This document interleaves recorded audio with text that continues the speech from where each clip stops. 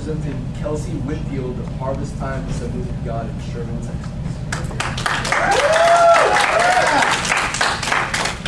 Okay, I'm going to be starting in Matthew 25:35, which says, "For I was hungry and you gave me something to eat.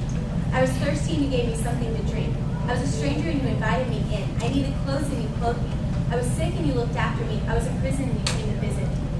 Now, these random acts of kindness, we think about how we are doing them to God, we're doing them to Jesus. But when you think about it, it's not that you're doing it to Him, it's that we are showing God through this. We're showing God through all of our actions. But the cliche saying goes that you may be the only Bible that some people read. Why would anybody read a Bible that is griping about an assignment that's due the next day, or about a job that's given by their boss? Why would they want that Christ-like attitude if we are supposed to be portraying that? And why would any job be under any person? Sometimes we get the assumption that only the preachers or the singers or the people playing the instruments, those are of God. Those are God's blessings. But what about our janitors, our ushers, the people who are behind the scenes but run the church? They help run and keep it smoothly going. And it may not be an act or an action or a task. It could be just the job of hospitality. It says in Hebrews 13:2, it says, "Do not neglect to show hospitality to strangers, for by this some have entertained angels without knowing it." Knowing the fact that I've entertained an angel in my presence, that's pretty amazing. I'm pretty psyched if God has sent somebody to show me, hey, can you be nice? And it may not be those small jobs He gives us of maybe picking up a piece of trash, or going and cleaning something.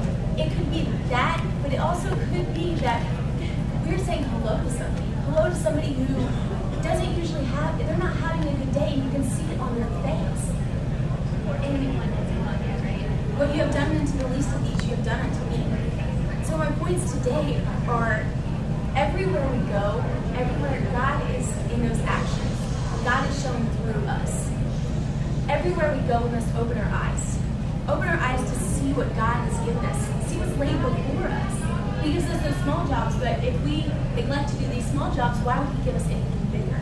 Why would He give us anything that's bigger than if we can't handle this? And so we must open our eyes to see that. And not just open our eyes, but open our hearts. Open our hearts to see that God doesn't want something halfway done. He wants it wholeheartedly. It's like we have a pitcher of water. It's clean. It's good. Just a good drop of sewage in it. It looks clean. Yes, it looks clean. But would you drink it? Personally, I don't want to give a tainted water of a bad attitude to my God.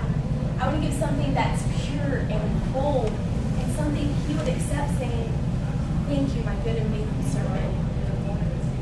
And so I just want to close in praying and to challenge you guys to open your eyes and open your hearts to what God has, because there are so many opportunities that lay before us in our schools or our jobs, and so oftentimes we miss them, but they're there. They're there everywhere around us.